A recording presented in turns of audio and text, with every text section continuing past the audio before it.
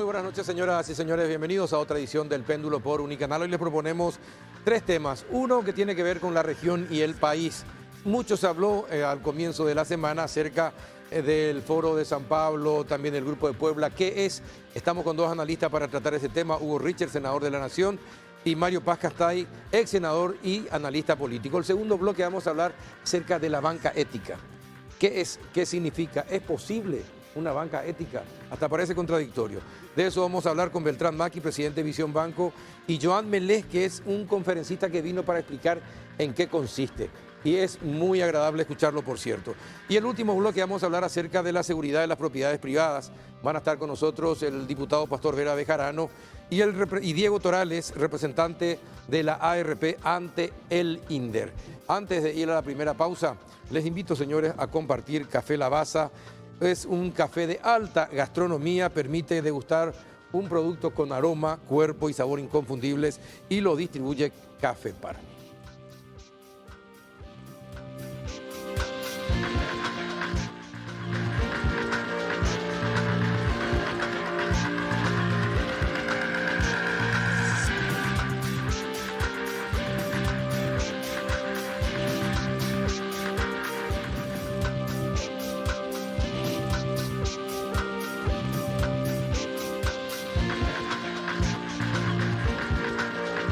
¿Qué tal, senador Hugo Richard? ¿Cómo anda? Bien. ¿Qué tal, Carlos? ¿Cómo está? Bien, bien. Carlos Paz Castay, perdón. Igualmente. Un gusto estar acá con ustedes y a la teleaudiencia. Buenas noches. Doctor Mario Paz Castay, ¿qué tal? Buenas noches, ¿cómo anda? Perfectamente y mucho mejor en esta compañía tuya y del senador Hugo Richard para debatir las cosas como se debe. Bueno, ¿por qué ni las derechas ni las izquierdas han logrado terminar con la desigualdad en los países? Y cada 10 años se producen hechos que dificultan los procesos de las democracias en los países. ¿Qué es lo que no se puede superar? ¿Quién comienza? Vamos a dejar al senador. A ver, tenemos que hacer el esfuerzo de tratar de ser más o menos sintético en la respuesta, ¿verdad? Porque la pregunta es muy compleja, ¿verdad? Muy compleja. Entre el 2000 y el 2014 hubo un descenso muy importante en cuanto a mucha gente que salió de la situación de pobreza y extrema pobreza. No estoy hablando de desigualdad. Desigualdad es otro concepto que hace a la brecha social que existe en una sociedad. Y creo que salieron con muchísimos, más de 100 millones de personas en todo el continente, en los primeros 12 a 13 años de este siglo. Fíjate que las estadísticas de la CEPAL, en ese momento, del 2014, para no ir tan atrás, la pobreza en América Latina estaba en 27.8%. Sí. Ahí hemos bajado de cerca del casi 50%. Y 3 años después, en el 2017, la pobreza trepó de vuelta al 30%. Ahí tenemos un indicador muy claro de... Yo creo que el gran problema, Carlos, para resumir, el gran problema de América Latina es la distribución de la riqueza. La inequidad. La inequidad. O sea, hay una resistencia muy fuerte de grupos económicos y grupos políticos a tomar medidas que favorezcan una mayor redistribución de la riqueza. Si no hay un pacto en términos fiscales, lo fiscal en serio, si no hay un pacto para desconcentrar, por ejemplo, en Paraguay el tema de la tierra, por ejemplo, ¿verdad? O para desconcentrar lo que acumula un 2% de la población, que se queda casi con el 48% de la riqueza que se produce en el país. Eso es mucho. Eso es mucho. Mientras no exista un pacto para avanzar hacia una mayor igualdad, eso supone el reconocimiento de derechos. Chile, yo te decía ayer, Chile está entre los 10 países más desiguales del mundo, está en el octavo lugar. Sí. Nosotros estamos por ahí también, ¿verdad? Pero cuando yo hablo de derechos, estoy hablando de que la población hoy día tiene mucho más dificultad para avanzar en la salud, En la educación, fíjate lo que dicen los jóvenes chilenos ahora. Para que ellos ingresen a la universidad, tiene un costo absolutamente imposible para ellos, ¿verdad? Entonces, yo particularmente acá sí marco una posición que es coincidente con mucha gente que analiza este tema de la desigualdad. Yo creo, Carlos y doctor, esto no se corrige solamente con el mercado. Sí, sí, sí. Acá el papel del Estado, hay que recuperar una visión del Estado de tal manera a promover una mayor equidad y una mayor igualdad social. Ahora, pero se puede decir, a ver, se puede lograr disminuir la inequidad y la desigualdad con violencia, No, con son vandalismo. cosas distintas. Porque si se usa como método la violencia Sí. para sacar a un grupo del poder y tratar de instalar para llevar adelante los programas del otro sector, Es imposible. ¿Se Una puede o no se cosa puede? es la disconformidad social, Sí. una cosa es la protesta, la reivindicación de mecanismos de vida que han sido postergados o han sido frustrados. Esa es una cosa. Y se ve en Chile muy bien esto. Hay un sector que se manifiesta con una cacerola, un tintineo en las calles, un golpeteo. Pacíficamente. Pacíficamente. Es más, hoy hasta vi en una suerte de vista de la televisión chilena, he visto a manifestantes abrazados con militares. Yo he visto la foto. Y caminaban Jugando juntos. fútbol, O sea, jugando fútbol. hay cosas Sí, que de jugando repente fútbol también, sorprenden. sí. Entonces, pero otra cosa es el vandalismo, otra cosa es el saqueo, otra cosa es la delincuencia criminal. Eso, Yo no quiero criminalizar la protesta, pero sí el Estado de Derecho debe ser salvaguardado. Yo vi, hay más de 200 edificios quemados en Chile. Ahora, pero hay una En cosa, Chile, en distintas ciudades chilenas. Pero, Entonces, eso es realmente la medida doctor, que ha sido desbordada la fuerza pública. ahora, pero hay corrió mucho en las redes en los últimos días, tratando de explicar la situación. Sí. La derecha dice, no, esto es de los La grupos de conspiración izquierda, la internacional. conspiración del Foro de Sao Paulo al Grupo de Puebla. Se viralizaron algunos documentos, no sé si serán ciertos o no, en esta época de la posverdad Sí, y de las la noticias posverdad. falsas. Se instalan cualquier se cosa. instala cualquier cosa, no sé si es verdad, pero llama la atención, Sí. llama la atención la sucesión de hechos y parecen concatenados. Ocurre acá, ocurre allá y se va extendiendo. Es decir, ¿habría grupos capaces de hacer esa planificación en América? Yo te diría, no soy de la paranoia esquizofrénica que veo, como en la época de Stroessner veía comunistas por todos lados, pero tampoco soy ingenuo. Hay cosas que realmente no son fruto del azar yo creo que es una mezcla de las dos cosas y ahí por ahí va la verdad. En todo caso, Carlos, si es que realmente existe eso, eso sería una consecuencia. Esto que está ocurriendo en Chile no es una acumulación que explotó por una cuestión de No, hace por 6 supuesto, meses. esto viene de Esto tiene años de frustración, de decadencia. Pero coincido yo con el doctor Paz Castaín. Hay que tener mucho cuidado en no criminalizar las luchas porque la ciudadanía tiene que protestar. Ese es un derecho. Sí, sí, sí. Y lo hemos conquistado. Entonces sí, se producen hechos de vandalismo, así como también se han producido, por lo que vemos, excesos de los carabineros y de los militares, que están empezando a salir ahora, que realmente han sido también actos vandálicos, de ambas partes. Ahora, ¿y cómo se combate? La violencia genera violencia. A un violento no le puede decir calmate, porque no se va. Y si es una masa, es peor. Es Entonces, intransable. El rigor de la ley debe ser aplicado. ¿Sabes lo que pasa, Carlos? Yo me voy a decir una cosa que todos ustedes saben. ¿Cuál fue el gran problema yo creo hasta hoy incluso?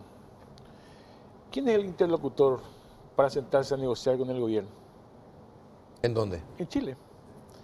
Porque esta es una cuestión que hay que verlo muy bien. O sea, esto casi sale como una cuestión movimentista, mezclado con cuestiones comunitarias, barriales en otras ocasiones. Acá no hay un partido político. No hay hoy se sumaron los sindicatos, recién hoy se sumaron los sindicatos. Exactamente. Hoy se sumaron los sindicatos con una serie de reivindicaciones. Una serie de consignas, ¿verdad? Pero acá en Chile, acá hay dos elementos que espero que tengamos en cuenta realmente para el análisis en toda América Latina. Uno, la constitución de los chilenos sigue siendo la constitución de Pinochet. Ese es un tema muy importante, por eso hoy las centrales en la huelga general, una de las reivindicaciones es llamar a una Asamblea Nacional Constituyente. Los políticos de todos los partidos políticos de Chile nunca fueron capaces de llamar a una Asamblea Nacional Constituyente para pasaron cambiar 30 años, la constitución de Pinochet. Segundo, ¿cuál es la base del modelo económico que hoy explotó en Chile y está explotando en otros países? Y también es la de Pinochet. Y ahí pasaron varios. Ahí pasaron Patricio Aylwin, pasó la Bachelet, pasó Piñera, pero todos aplicaron la misma política económica.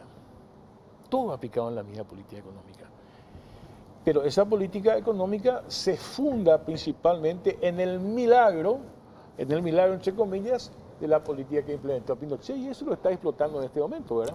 Yo veo otro factor. ¿Cómo ve usted?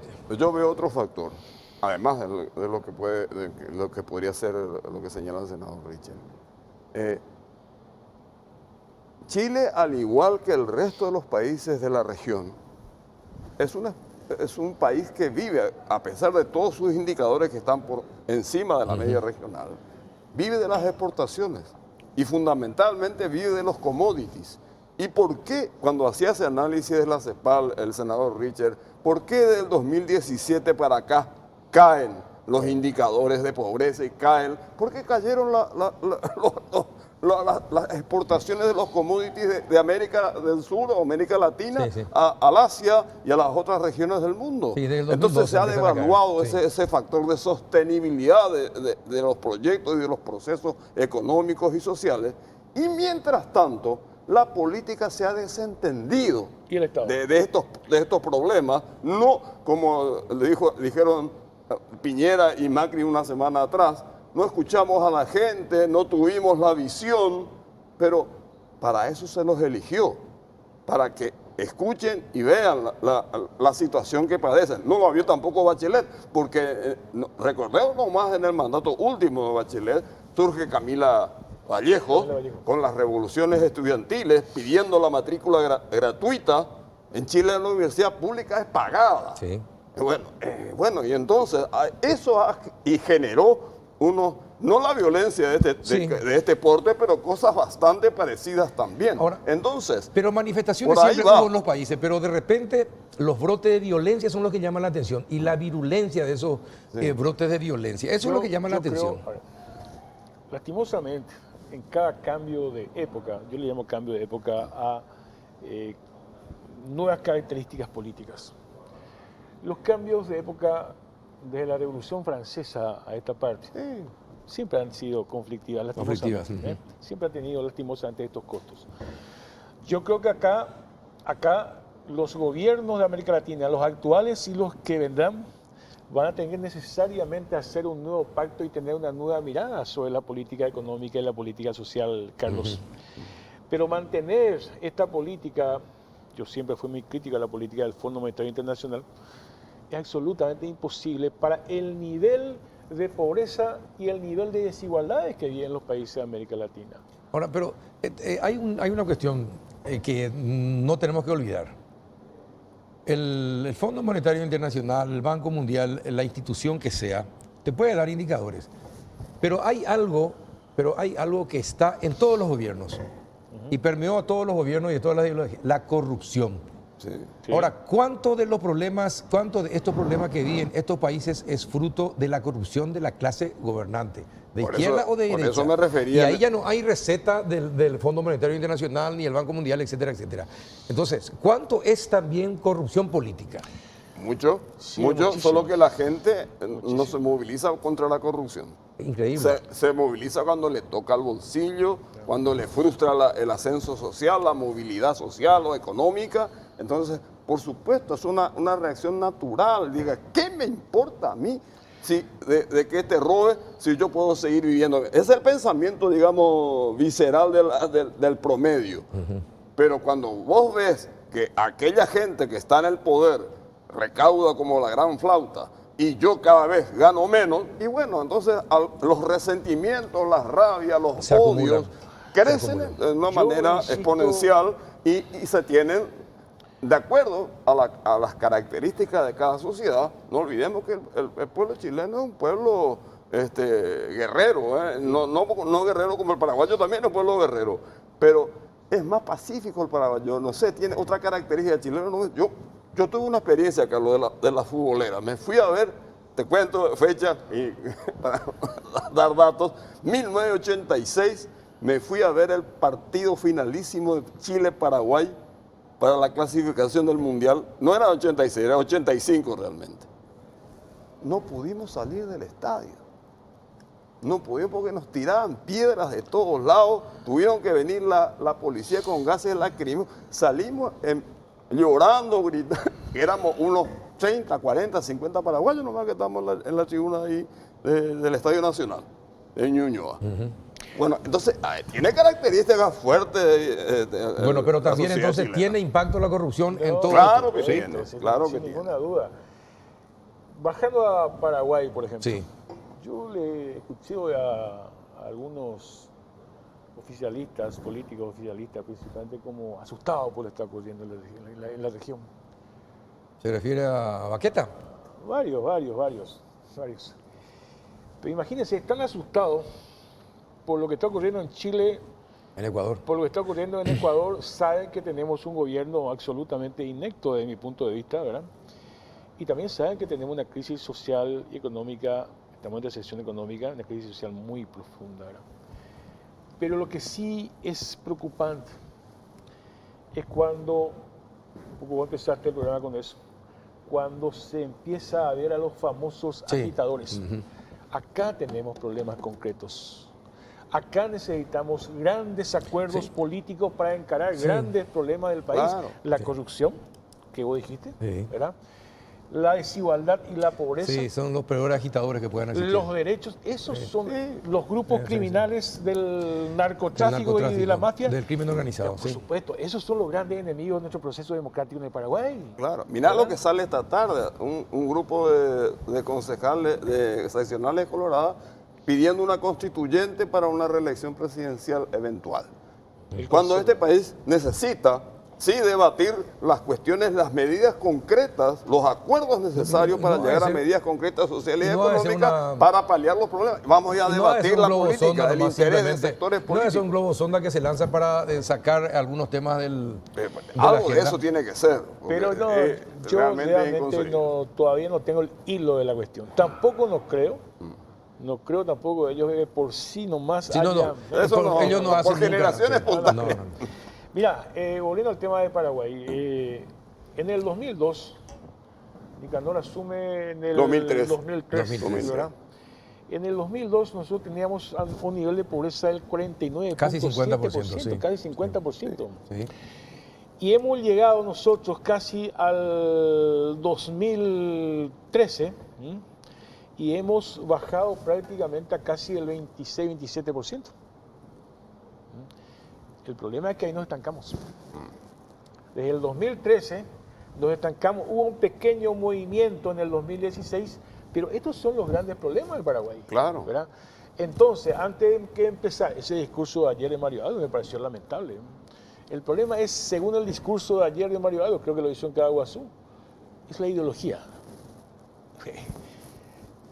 Un líder político llama a los líderes políticos, sociales, empresariales a un gran diálogo para ver cómo enfocamos este tema. Es lo mismo que hizo Piñera cuando dijo, estamos en guerra ante un enemigo muy poderoso, y 2 días después salió a pedir disculpas. Pidió disculpas. No, anoche pidió disculpas de esos términos. Pero lo pidió, generalmente cosas que dentro de todo lo malo que pudo haber expresado, tampoco hay gente que pide disculpas. Sí, no hay muchos que admitan sus errores y lo manifiesten. Para señalarle a Mario Aldo, ese discurso de ayer fue muy parecido a eso. ¿Y qué tenemos que hacer para no llegar a ese nivel de protestas y violencia? Hablar claro, dejar los fanatismos, las radicalizaciones de extremos. La extrema, sea de la izquierda a la derecha, no nos va a hacer bien nunca.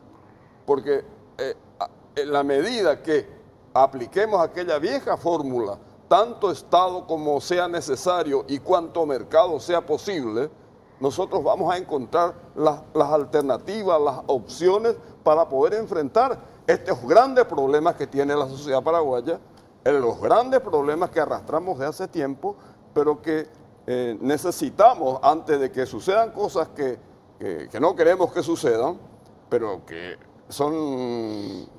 tenemos una pelota tatá allá abajo que nos puede producir efectos negativos más adelante. Pregunta, concretamente, si no se llega a un gran acuerdo, estos niveles de pobreza que yo cité recién, van a ir de aumentando. aquí a 10 años, ¿cuál es nuestra meta para reducir la pobreza en el país? ¿Qué inversión necesitamos?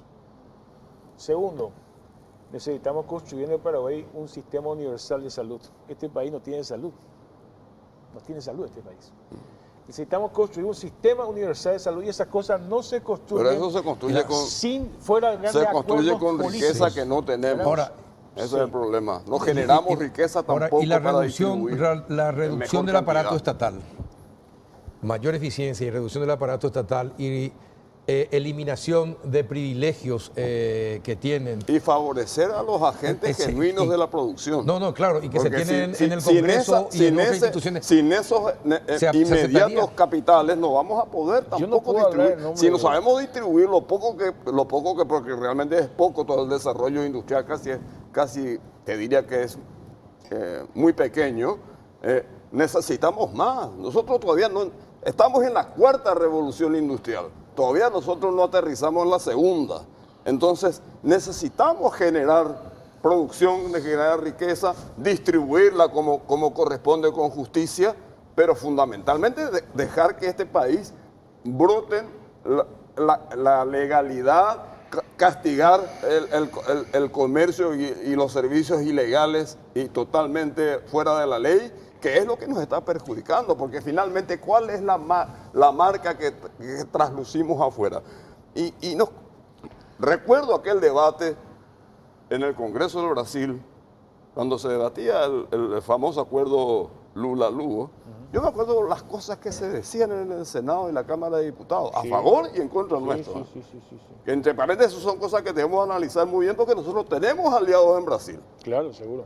Y tenemos que, entre paréntesis, para buscar el tema de ya me voy un poco del tema, pero pues, tenemos que hacer combinaciones exactas para fortalecer nuestras posiciones con esa gente que nos quiere o por lo menos nos aprecia o por los intereses que fueran convergentes. Pero está bien, finalmente son pero esas está cosas. bien, pero lo que tenemos que hacer nosotros acá, por ejemplo, Piñera habla de reducir muchos de los privilegios de la clase política, sobre todo del Totalmente Congreso. de acuerdo. Ese es un punto que tienen que acordar los políticos. Totalmente de acuerdo. Yo te cité 3 cosas de lo que creo que hay que hacer para debatirlo, ¿verdad? Te digo más.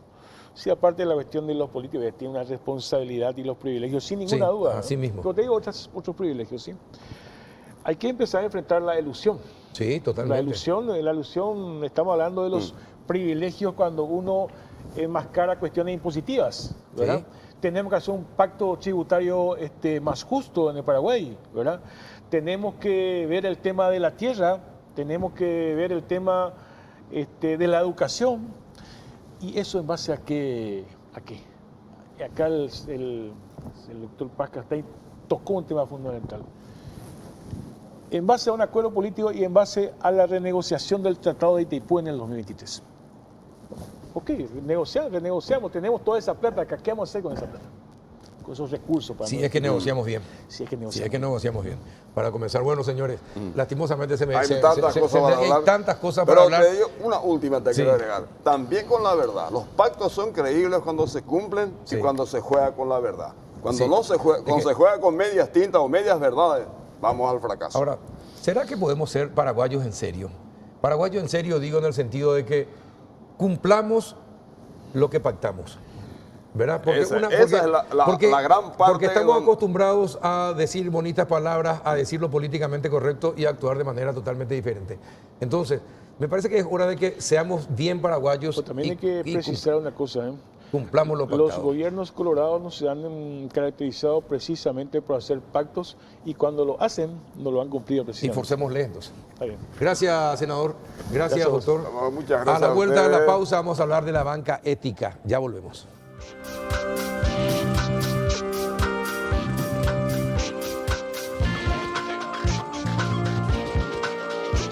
Llegaron a Bristol las ofertas de celulares. Aprovecha los precios increíbles. Descuentos de hasta 50% en todas las marcas y modelos y sin entrega inicial.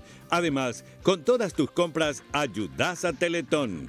Escucha esta oferta increíble. Celular Samsung A20 Duos. Precio normal 18 cuotas de 160.000 guaraníes. Ahora, precio oferta 18 cuotas de 99.000 guaraníes. Para más información, comunícate al 519-4000. Bristol, la mejor casa de electrodomésticos del país. Vos cuidás mucho tu auto. Con las naftas aditivadas de Barcos y Rodados, lo cuidás más. Porque te ofrece una nafta para cada tipo de vehículo, con la seguridad y rendimiento de un combustible de calidad superior. Carga naftas aditivadas de Barcos y Rodados. Disfruta los mejores beneficios con tus tarjetas de crédito Sudameris Visa y Mastercard clásicas. 10% de reintegro en estaciones de servicio, restaurantes, peluquerías, barberías y spa. Además, obtenés un 50% de reintegro en cines, hasta 3 cuotas sin interés en viajes, hasta 6 cuotas sin interés en talleres mecánicos y hasta 12 cuotas sin interés en tiendas y hogar. Si es cliente Sudameris Elite, multiplique estos beneficios con sus tarjetas Visa Infinite y Mastercard Black. Entérate más en sudameris.com. Si aún no la tenés, solicitala llamando al 416-6000 o en sudameris.com. Sudameris, todo un banco.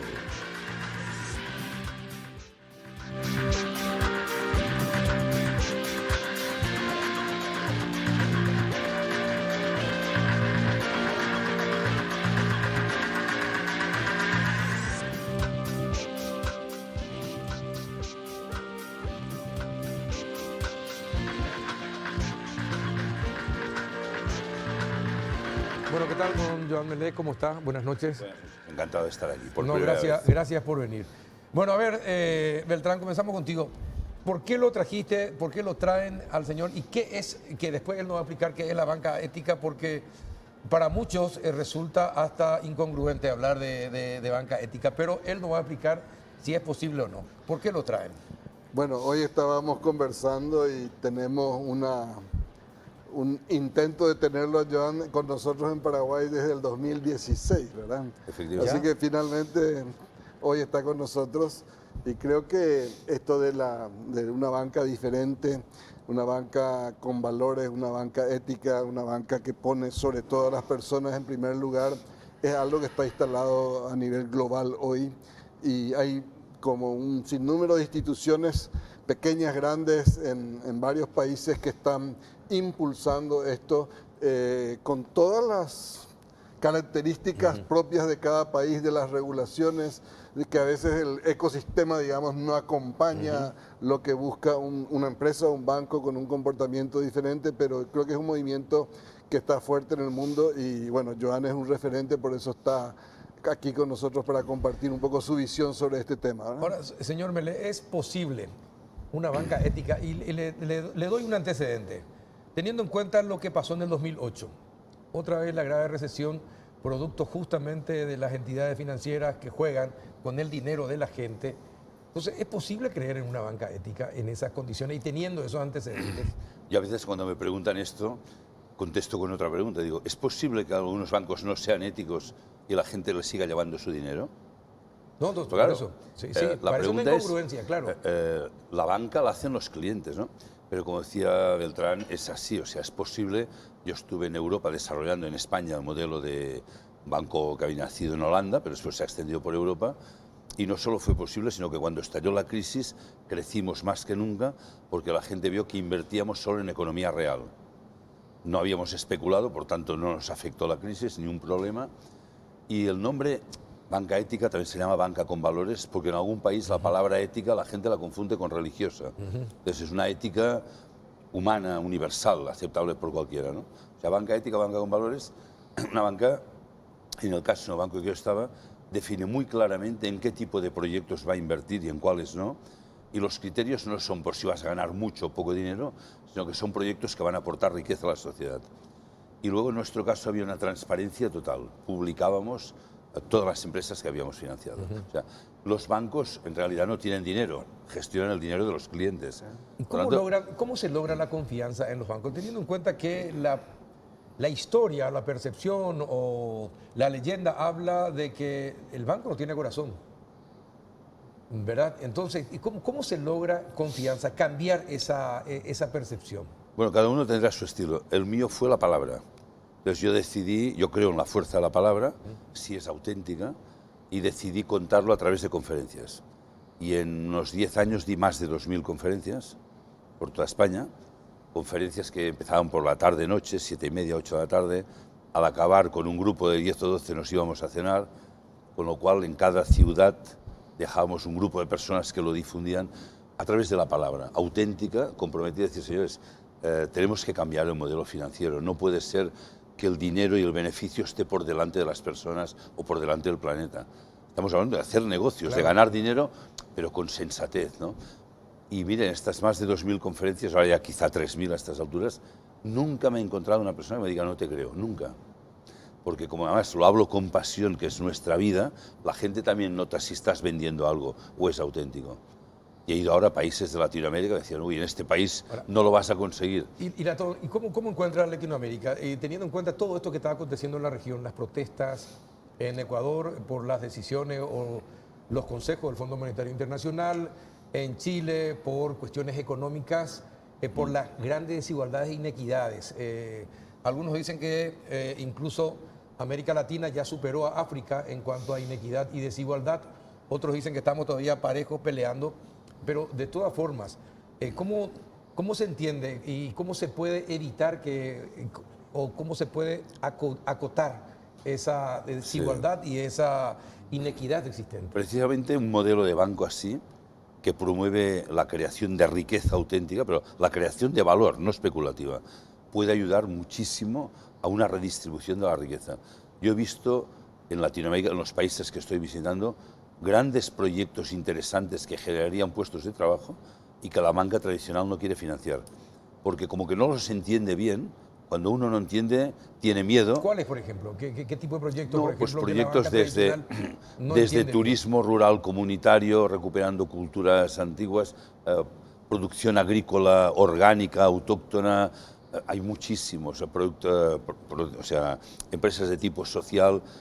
Yo cuando había estado en banca tradicional, yo estuve 30 años en banca tradicional, el sector social lo teníamos prohibido. No podíamos invertir ni en temas de atención a la infancia, personas en colectivos de riesgo, atención a gente mayor. Todo esto es un sector que no interesa en general. Y es seguro. Piense que en España teníamos el mejor ratio de solvencia y el índice de impagados más bajo de todo el país. Estoy hablando de una buena banca profesional, no estoy hablando de nada alternativo, pero simplemente poniendo sentido común. Y yo creo que ahora toda esta crisis que está saliendo en Latinoamérica va a favorecer que este tipo de modelo bancario coja más auge y más fuerza. Ahora, Beltrán, en Paraguay no se da esa situación como la que está explicando, porque en Paraguay hay créditos para los pequeños emprendedores, para los microempresarios, para el pequeño productor, también campesino, tal vez no con la debida insistencia e intensidad, de verdad, para sacarlos rápidamente de la pobreza, pero no se da. ¿Qué falta para impulsar aún más esta situación? Así como dice, tener una banca con valores y que la banca paraguaya efectivamente, antes que el lucro, la especulación propiamente dicha, apueste por el desarrollo de todos. Yo creo que Paraguay ha hecho un avance desde los años 90 para acá en incluir, digamos, en la bancarización, en el acceso a los servicios financieros a colectivos, digamos, de menores ingresos en general. Ese proceso podría ser mucho más importante. Lo que frena, yo creo que hoy es una economía informal, las normas a las que la banca está expuesta hoy, en muchas situaciones lo que hace es impedir que desde el banco se pueda financiar a un sector que no tiene toda la formalidad, la documentación que hoy la regulación exige. Por eso aparecen, digamos, financiamientos fuera del sistema. Yo creo que desde las ideologías es difícil pensar en el desarrollo, es más fácil hacerlo desde los valores como planteaba Joan. Entonces cuando la ideología se mete, tenemos estos pedidos de condonaciones, tenemos estas situaciones que hacen un poco que el sistema financiero también sea mucho más cauto con relación a ciertos sectores de la economía. Pero creo que en general Paraguay ha hecho avances importantes. Por supuesto, no es suficiente, hay que hacer un nuevo impulso de bancarización y de crecimiento del sector financiero, de manera que podamos impactar en esto que Joan nos decía, en la economía real, ¿verdad? Financiar a la gente que realmente trabaja y genera valor agregado y riqueza, ¿verdad? Exacto. Si la gente es la que aporta a los bancos el dinero para que el banco opere, ¿por qué los bancos, para muchos bancos o los bancos tradicionales, les cuesta tanto llegar a los sectores más pobres de tal manera a darles impulso? Bueno, pues probablemente el sector más pobre no da el margen que está buscando. Hasta ahora la economía ha sido la búsqueda del máximo beneficio. Este ha sido el criterio. Si uno busca el máximo beneficio, va a evitar sectores que no le interesan. Se olvida de esos sectores. Porque dedicas mucho tiempo, el margen va a ser pequeño, no nos interesa. Entonces, yo me acuerdo una vez en Barcelona, una asociación de familias con hijos con síndrome de Down pedían un préstamo para construir un centro cultural, residencia. Ellos ponían el 30%, en fin, un proyecto muy viable. Ningún banco les quería financiar. Un colectivo con niños así, ¿no? O sea, no se quiere entrar en esto, ¿no? Pues yo diría que hemos hecho una economía anónima, por eso hablamos de sociedades anónimas, es decir, que el ser humano ya no nos interesa. Y esto es triste. Y ahora creo que toca una economía poner rostro humano, saber quién está haciendo las cosas, en qué condiciones. O sea, no es solo un tema de banca, estamos hablando de un tema de consumo. Cuando uno compra una chaqueta, hay que saber quién la ha producido, en qué país y en qué condiciones. Porque igual no me interesa comprarla. No, si se potencia el consumo. Se potencia el consumo, pero no la producción. Pero se mira al ser humano que hay detrás. Sí. Y si lo viéramos, probablemente no permitiríamos que nuestros hijos trabajaran allí. Entonces, esta incoherencia de nuestros valores y cómo usamos el dinero es lo que tiene que ir cambiando. Y este modelo de banca con valores, que ya como decía bien Beltrán, ya no es una cosa extraña. La alianza global de una banca con valores, hay 54 bancos, creo, más entre 40 y 50 millones de clientes. Es poco en el mundo, pero ya no es una cosa marginal. Sigue creciendo, hay muchos más bancos que se están preparando para poder entrar, cumplir las condiciones mínimas, pero depende de que eduquemos un poco a la gente. O sea, el dinero es de los clientes. Sí, claro. Por lo tanto, tienen el derecho, la responsabilidad de saber qué está haciendo el banco. Porque igual si el banco hace inversiones... Y el banco tiene la obligación de mostrar todos los documentos y los papeles. En Europa, Estados Unidos, hay bancos que están implicados en el comercio de armas. Sí. Y hay clientes que son pacifistas, si lo supieran no lo permitirían. Por poner un ejemplo, ¿no? Entonces, yo diría que lo que conviene ahora, y frente a estos conflictos que están saliendo, como yo estuve en Chile hace 15 días, parecía impensable esa violencia, ¿no? Ya, pero en un momento la gente no puede más. No esperemos a esta situación. Yo siempre digo, hay dos caminos, ¿no? El amor o el dolor. Siempre esperamos el dolor, tener problemas. No, pensemos antes cómo podemos crear una economía moderna, capitalista, y no tengo nada en contra del capitalismo, pero sensata, responsable, y que respete la dignidad humana. Hemos hecho una economía que no respeta la dignidad humana, y esto es lo que no es tolerable. En nuestro país, ¿el gobierno es consciente de esta situación? Ustedes que están en el sector financiero y tienen que hablar con el gobierno, ¿es consciente de esta situación? Yo creo que el gobierno es consciente y con creces, digamos, porque lo siente todos los días. Yo creo que Paraguay ha hecho un avance importante en los últimos 15 años. Hemos sacado de situaciones extremas a parte importante de la población, pero evidentemente no es suficiente, ¿verdad? Ahora, siempre tenemos eso de que la macro no llega a la micro, digamos. Exactamente, sí, pero discúlpame, Beltrán, son muy buenos y son muy bien intencionados, pero a mí me parece que el gobierno no está enterado de lo que pasa en el país. Y te digo por qué, uno se da cuenta por la forma como se elabora el presupuesto, ¿Para dónde apunta un gobierno y qué es lo que quiere para el país? Por eso- 650 millones de dólares de aumento tiene el presupuesto sin financiamiento hasta este momento. Sí. Y los que piden esos aumentos en su mayoría son gente del propio gobierno. Entonces, Por eso te decía, ¿cómo se entiende? yo creo que el gobierno es consciente. Ahora, políticamente no lo encara con una acción concreta en favor de, porque tiene estos grupos de presión que hoy de alguna manera tienen prisionero, digamos, al gobierno, ¿verdad? Tenemos no solamente los políticos, sino los sindicatos, los empleados públicos, incluso algunos sectores empresariales, ¿por qué no decirlo, verdad? Entonces el gobierno, yo creo que necesitamos un gobierno que sea no solamente consciente, sino que tenga la fuerza y que tenga la valentía y el liderazgo para encarar los procesos de transformación que el Paraguay del futuro necesita, ¿verdad? Y eso claramente no lo estamos viendo, digamos, en la manera con que vemos cómo se maneja la cosa pública en general. Y cuando hablo del gobierno, no solamente podemos meter al Ejecutivo, sino tenemos Claro, nosotros un poder nuestro poder del judicial Estado, claro. bastante, digamos, pobre en el sentido de los resultados que da la ciudadanía legislativo, y el ni qué legislativo que nos da pena, digamos. Yo creo que esto es lo que esto es lo que cansa a la gente y genera el hartazgo que finalmente lleva a la situación de violencia que todos queremos evitar, ¿verdad? ¿Cómo hacer que un gobierno tenga valores también y no solamente la banca? Pues esta pregunta me la hago yo hace tiempo también, porque he podido acceder a empresarios, a banqueros, Sí. pero a políticos, si están individuales hablando así, puedes convencerles de algunas cosas.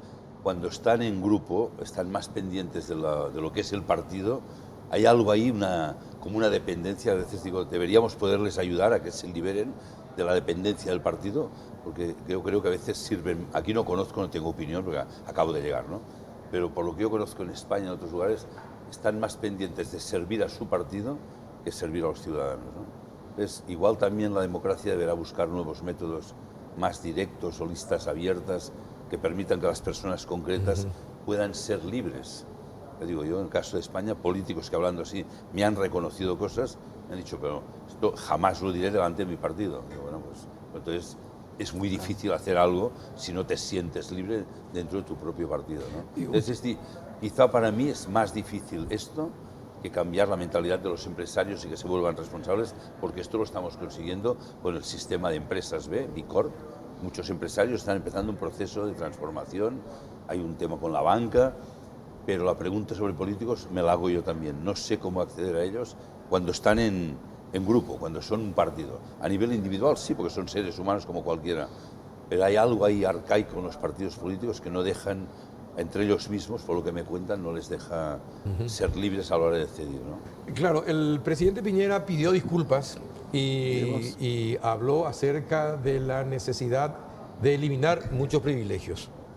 Pero eso no se da solamente en la clase política, es decir, también se da en la clase empresarial, ¿verdad? Entonces, y la clase empresarial estaría dispuesta también a eliminar privilegios, a aportar un poco más al fisco, a aceptar alguna elevación de sus impuestos, que lo que va a hacer es que ganen un poco menos, no es que van a perder, van a ganar un poco menos si pagan un poco más de impuestos.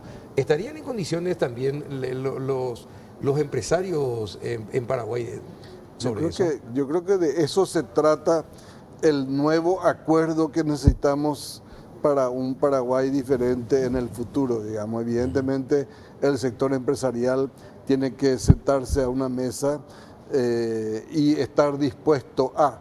Yo creo que hoy tenemos sectores más dispuestos y menos dispuestos. En la reciente reforma tributaria, yo creo que hemos visto un sector empresarial, el sector agropecuario, que lo hemos criticado reiteradamente en el pasado por pagar pocos impuestos y bueno, se ha, digamos, ha acordado someterse a las mismas reglas del juego que el resto de los sectores empresariales.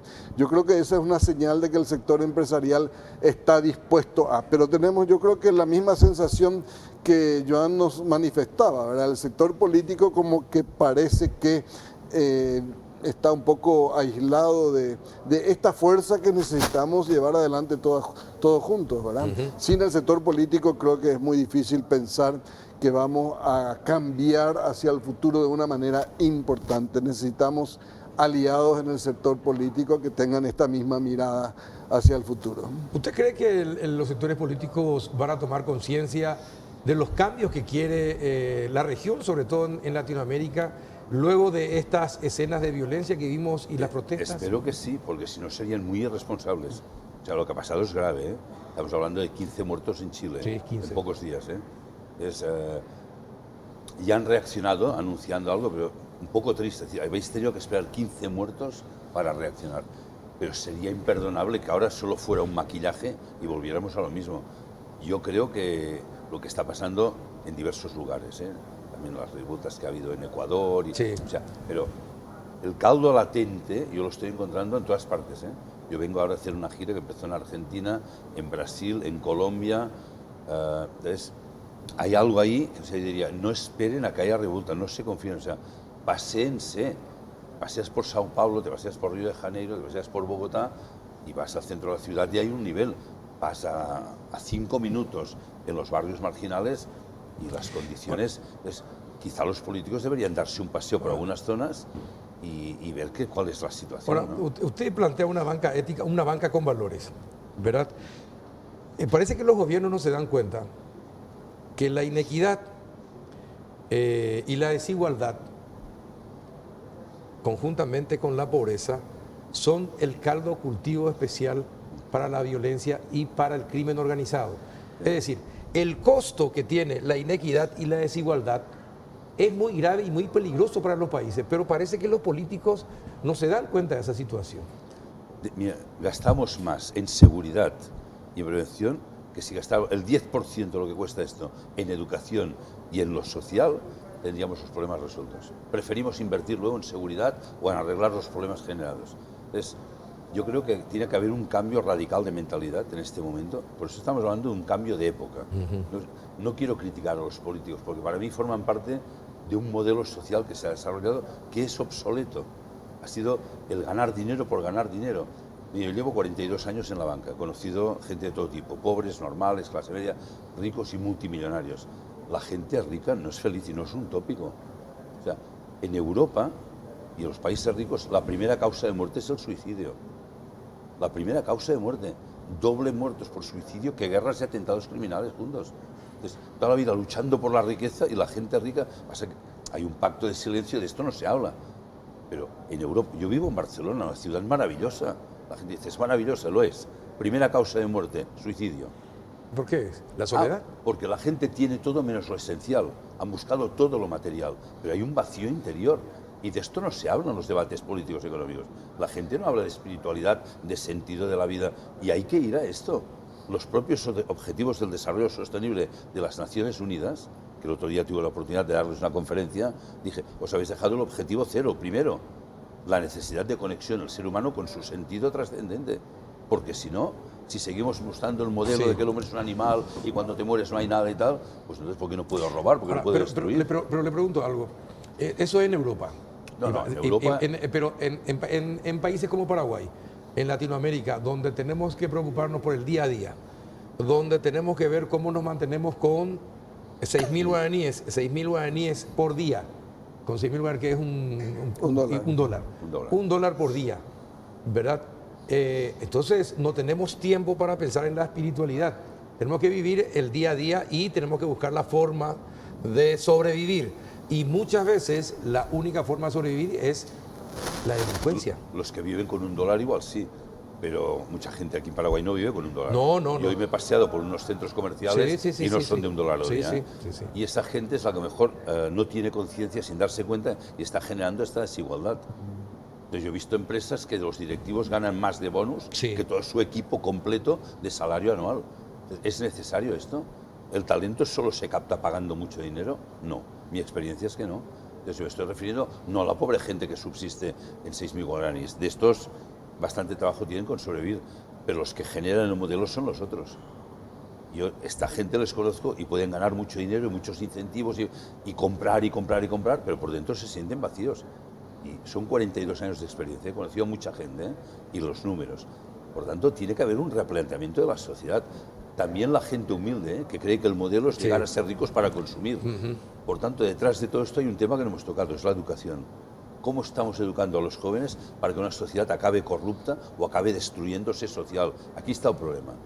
Yo cuando era joven, a mí de pequeño me educaron en valores, estamos educando, unos valores que me han acompañado de la vida. Hoy no educamos en valores, hoy educamos porque tengas una carrera para ganar dinero, ya, pues entonces es el egoísmo, ganar dinero y poder comprar.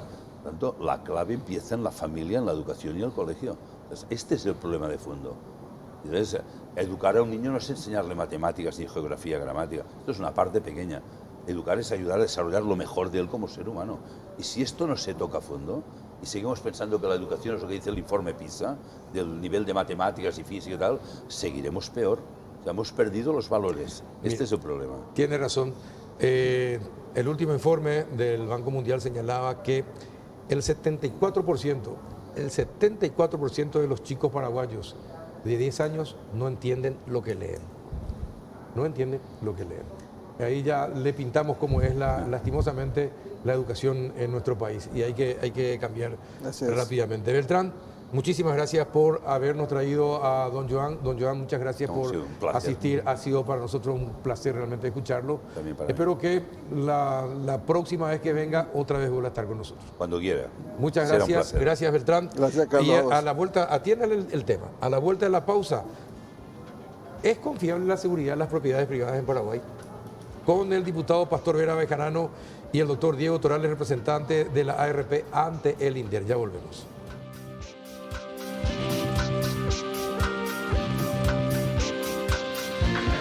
Llegaron a Bristol las ofertas de celulares. Aprovecha los precios increíbles. Descuentos de hasta 50% en todas las marcas y modelos y sin entrega inicial. Además, con todas tus compras ayudas a Teletón. Escucha esta oferta increíble. Celular Huawei P30 Lite. Precio normal 18 cuotas de 247.000 guaraníes. Ahora, precio oferta, 18 cuotas de 159.000 guaraníes. Para más información, comunícate al 519-4000. Bristol, la mejor casa de electrodomésticos del país. Disfruta los mejores beneficios con tus tarjetas de crédito Sudameris Visa y Mastercard clásicas. 10% de reintegro en estaciones de servicio, restaurantes, peluquerías, barberías y spa. Además, obtenés un 50% de reintegro en cines, hasta 3 cuotas sin interés en viajes, hasta 6 cuotas sin interés en talleres mecánicos y hasta 12 cuotas sin interés en tiendas y hogar. Si es cliente Sudameris Elite, multiplique estos beneficios con sus tarjetas Visa Infinite y Mastercard Black. Entérate más en sudameris.com. Si aún no la tenés, solicítala llamando al 416-6000 o en sudameris.com. Sudameris, todo un banco.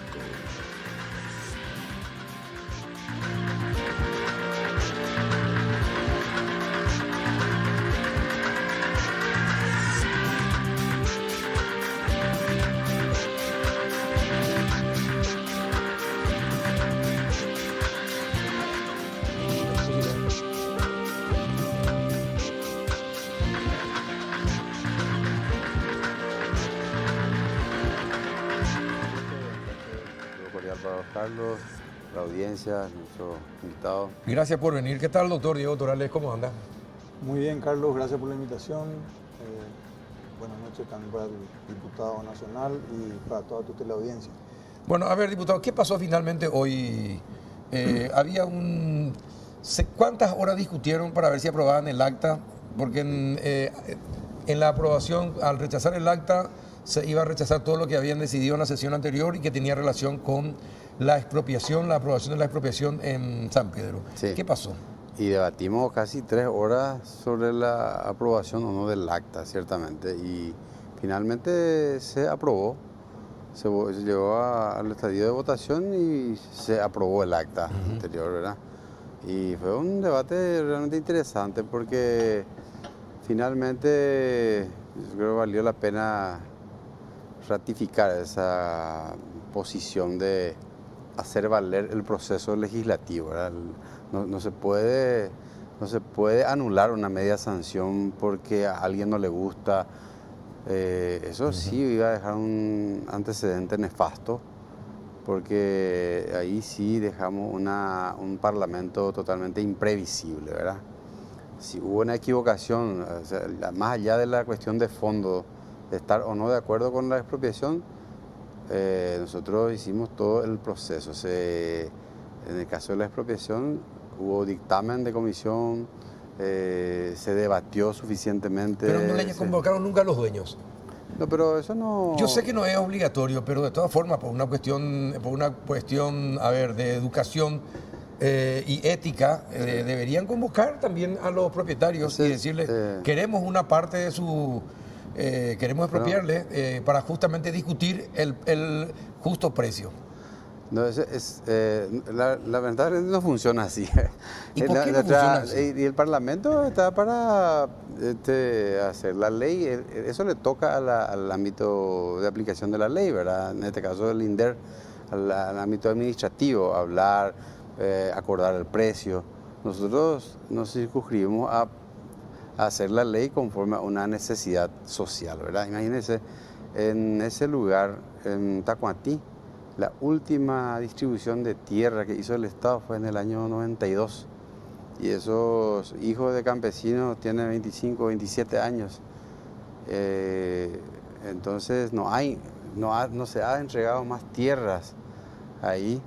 Y entonces hay una necesidad social inevitable, ¿verdad? Esos argumentos nadie ha podido rebatir de la existencia de esos índices de pobreza, de la necesidad de tierra. No, pero ¿por qué un sector que estaba bien trabajado? Ese es el que quieren expropiar. ¿Por qué justamente donde estaban, porque lo que escuchaban las discusiones, donde estaban los silos, ¿por qué esa parte? Y eso es discutible, Carlos, la función social que una empresa cumple, ¿verdad? La utilidad social versus la utilidad social, ¿verdad? Entonces hay que analizar qué nivel de empleo genera esa superficie de tierra. Son aproximadamente 14.000 hectáreas de esa estancia, que en su totalidad la empresa tiene 40.000 hectáreas y el planteamiento de 1.500 hectáreas es apenas el 4%. O sea, y no hay otra propiedad grande ahí en la región. Son pequeñas propiedades de 2.000. Expropiar una superficie de 1.500, 2.000 hectáreas, una superficie de igual dimensión, sí sería como un despojo, ¿verdad?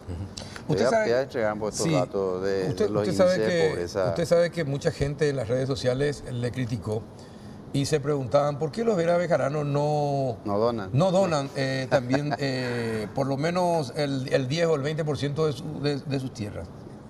No, podría ser también, no hay problema, pero no es el tema de debate. Acá nosotros cumplimos con nuestra obligación constitucional de promover una ley por pedido. Acá está el pedido de la comisión a los 5 diputados del departamento, promover una expropiación sobre ese inmueble, ¿verdad? Y bueno, nosotros tenemos 200 hectáreas, es diferente, ¿verdad? Yo estoy a favor de las pequeñas y medianas empresas, y muchos estamos a favor, que son las que promueven el desarrollo.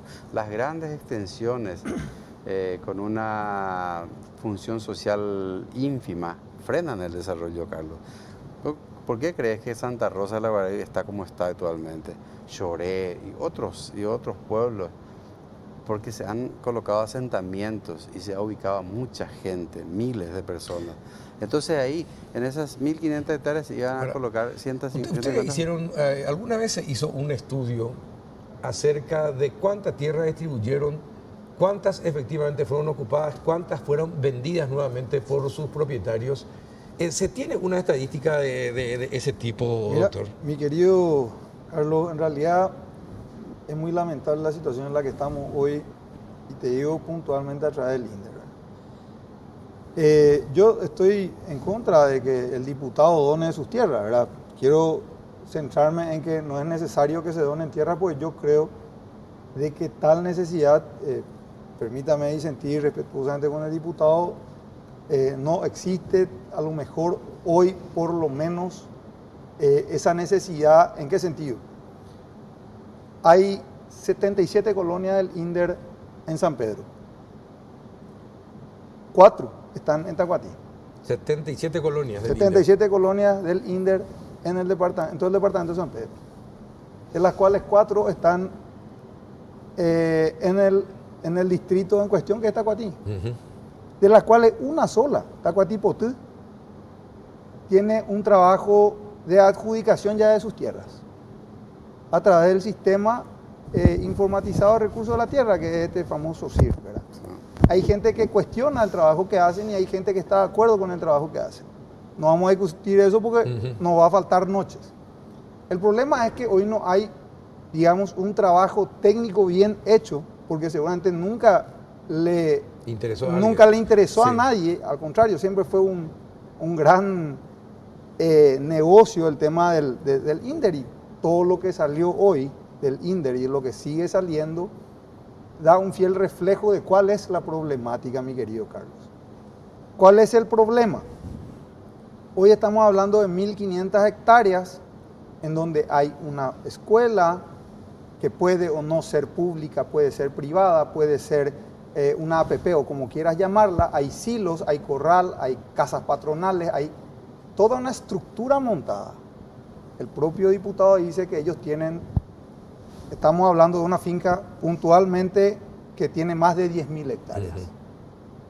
¿Por qué vamos a expropiar justo la entrada o, digamos, la parte racionalmente utilizada? Cuando en realidad es un requisito sine qua non de que las tierras que no estén labradas, que no estén racionalmente explotadas, para dárselas a sujetos de la reforma agraria que necesitan de esa tierra para explotarlas racionalmente. Pero ¿qué es lo que pasa?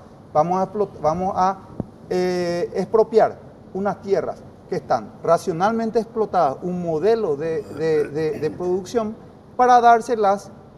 Vamos a ir al caso Antevi. Se expropiaron 240.000 hectáreas para solucionar todo el problema del campo. Finalmente, hoy tenemos estancias que están, digamos, que no tienen ningún tipo, ¿verdad? Entonces, lastimosamente, nosotros tenemos que elevar un poco nuestra voz de protesta a través de la comisión mía dentro de la rural, o del cargo que coyunturalmente estoy ocupando dentro de la Junta de Control de Gestión del INDER, y decir, hoy no es necesario, porque ni siquiera sabemos cuál es la realidad que tenemos hoy institucionalmente. Encima le vamos a tirar otra vez de vuelta la responsabilidad al INDER, ¿verdad? Que ya lo hablamos la vez pasada, tenemos expedientes parados por más de 40 años. Es lo mismo que vos. Nadie tiene el interés de resolver. Fíjate, Carlos, es lo mismo que a vos te hayan quitado un vehículo. El vehículo que está estacionado enfrente acá. Que te saquen tu vehículo, la persona que te sacó tu vehículo comienza a vender por partes. Esas personas que ya vendieron por parte otra vez de vuelta, digamos, pero a vos nunca te pagaron por la camioneta. O sea, te quitaron tu vehículo, lo desguazaron y finalmente eso. Y hoy estamos hablando de una propiedad que sale por lo bajo $8 millones esa parcela, hablando de $5.000 la hectárea, ¿verdad? La debilidad institucional de nuestro país no justifica que no se tenga que buscar la solución al problema campesino. Pero tiene razón, eso el tema de lo racional, diputado. Es decir, ¿por qué justamente esa parte racionalmente usada? Justamente, yo estoy de acuerdo que el campesino paraguayo tenga las mejores tierras. Carlos, ¿vos no estás de acuerdo que el paraguayo tenga las mejores tierras agrícola, fértil, que tenga acceso al agua, a la electricidad, todo el resto de 13.000 no son aptas en ese lugar? Que tenga acceso.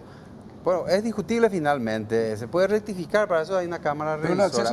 Yo le voy a decir por qué el paraguayo, el campesino, no puede gozar de los beneficios de la plusvalía de las obras de que hace el gobierno, en ese caso de la ruta. Un particular tiene que hacer un uso privilegiado de esos bienes. Entonces, yo creo que tenemos que tener una mirada también de justicia en ese sentido. Pero el particular es tan ciudadano como el campesino. Está bien, pero hay un problema real de necesidad de tierra. Eso no podemos negar. Acá están esos datos. No, ya sé, pero ¿y por qué lo que no se cumple con la norma? Si la norma dice, No, si está gracias. debidamente explotada, no debería explotar. Ahora, racionalmente explotada. Eso hay que Ahora, debatir sobre eso. A ver, usted conoce la tierra, usted conoce la propiedad. Conozco muy usted bien. festejó los 30 años, Sí. con la gente lo conoce, el dueño de la estancia lo conoce yo lo que perfectamente. le ¿Cómo quiero- es posible entonces que esa parte, yo no digo, está bien, la parte que no está racionalmente explotada, genial, para que eso lo exploten los pequeños productores, los campesinos, pero ¿cuál es la seguridad jurídica que va a tener una persona que tiene su propiedad en el campo si la parte racionalmente explotada es la que le quitan? No, Por una decisión de 80 diputados. la Constitución es la herramienta más sagrada que tenemos. Nosotros estamos obrando conforme a la ley, a la Constitución, justamente para evitar los atropellos y Pero también la Constitución protege la invasión. propiedad privada. Claro que sí, yo soy riguroso en ese sentido, yo soy respetuoso del Estado de Derecho, de la propiedad privada. Por eso justamente se utiliza el camino institucional, constitucional en este caso, de plantear la expropiación, ¿verdad?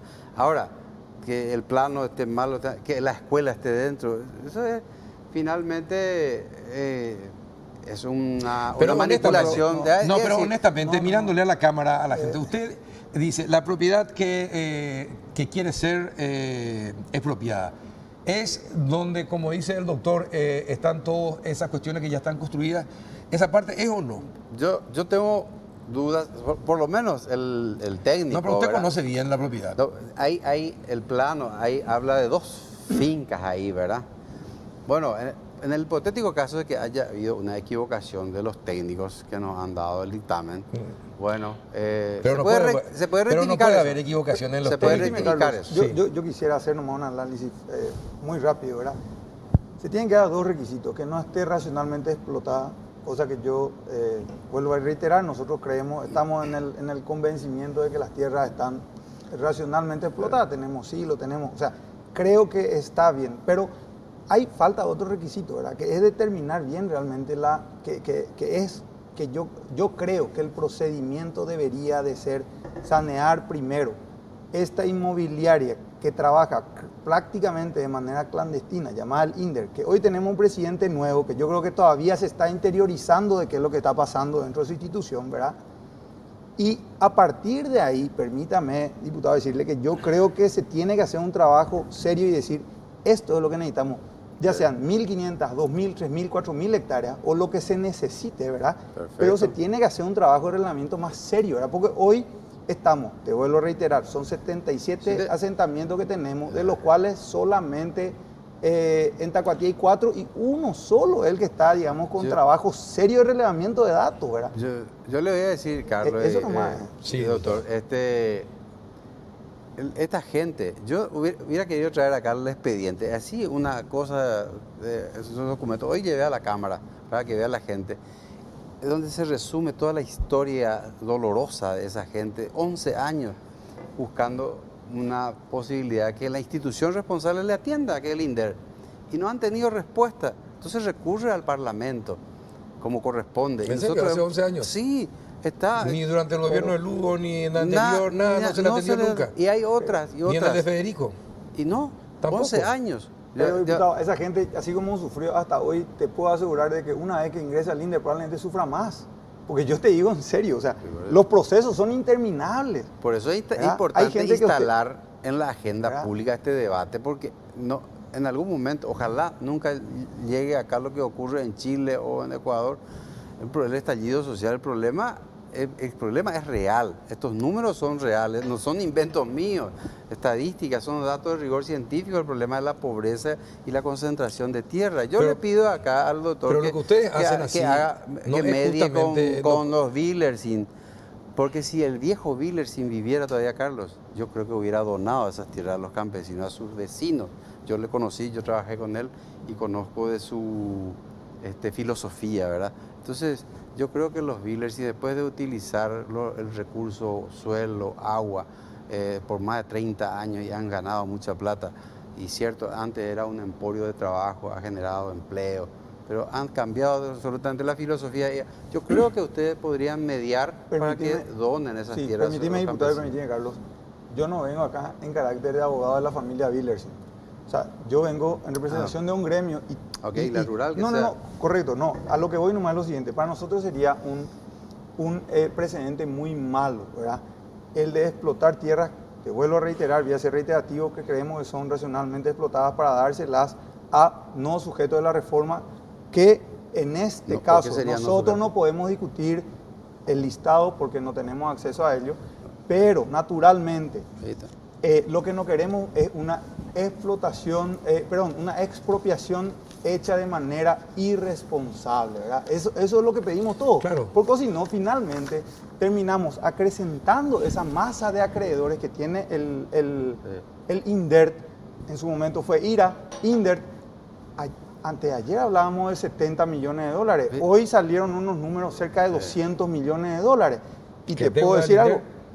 A medida que se van tratando los expedientes de compra de tierras en la Junta, mi querido Carlos, ese número va a ir creciendo. ¿A cuántos millones de dólares vamos a llegar? Vos estás en el Consejo en el INDER, es decir, ¿se sabe cuáles son experiencias exitosas de expropiaciones de asentamientos florecientes, progresivos, pujantes, etcétera? Bueno, pero de 77.1 es... No muchos, Carlos. Yo lo que te puedo hablar... Por eso a mí me gustaría saber permítanme decirles, la expropiación más grande que tuvo la República del Paraguay, de 240.000 hectáreas, seguimos pagando intereses, que se pagaron ahora a comienzo de año y dejó sin fondos al INDER. Mi hermano Cándido fue presidente de la Comisión de Bienestar Rural en aquel entonces, se opuso tenazmente a la expropiación, le han tratado de todo y ahora le están dando la razón. O sea, lo que nosotros pedimos es sanear esa situación, ¿verdad?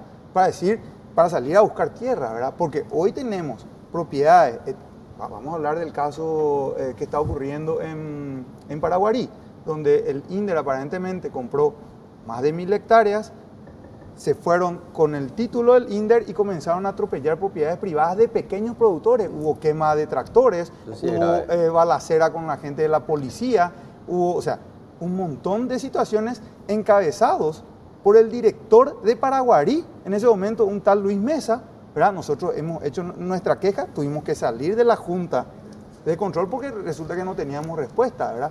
Entonces, lo que nosotros decimos es, tenemos que hacer que esa institución a la cual se le quiere entregar la administración de estas 1.500 hectáreas, pero las deudas las tenemos que pagar todos los ciudadanos paraguayos finalmente, ¿verdad?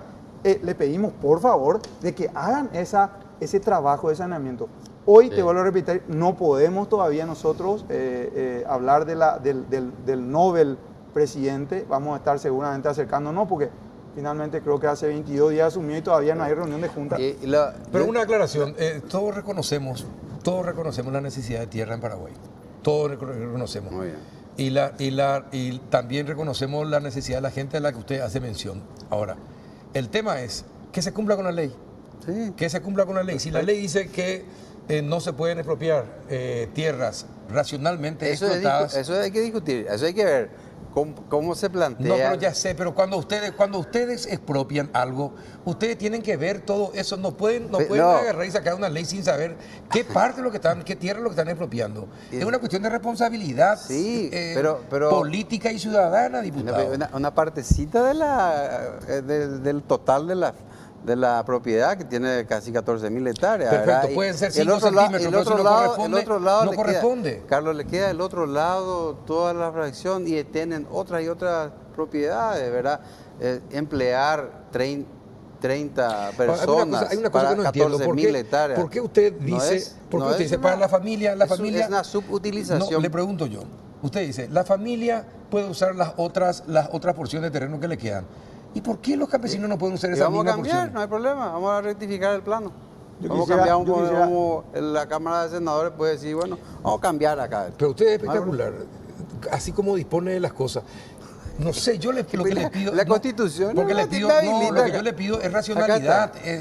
Cuando usted hace una expropiación, me da la impresión de que usted tiene que tener exactamente determinado qué es lo que va a expropiar. Nosotros estamos convencidos que esa es la fracción que corresponde, pero... Permítame, señor diputado, ¿verdad? Esta es una resolución del 9 de julio del 2019, donde se reconoce la comisión vecinal. Sí. Es del año 2019, una comisión relativamente nueva y respetamos una resolución que, digamos... Es la renovación, ¿verdad? Bueno, correcto. ¿verdad? Es una renovación nueva firmada por el anterior presidente.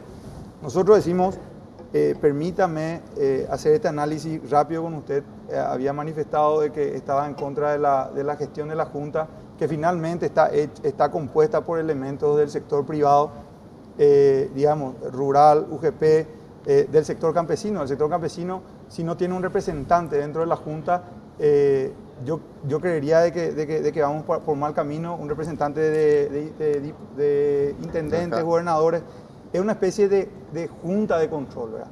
Permítame decirle que eso no está politizado a los niveles. Yo creo que es, digamos, una entidad que hoy es prácticamente, somos una especie de filtro, ¿verdad? Sí. Y decimos a los políticos a veces cosas que no quieren escuchar, ¿verdad? Permítame decirle que nosotros, cuando llegan las cuestiones que no nos son tan claras, elevamos nuestra voz de protesta, ¿verdad?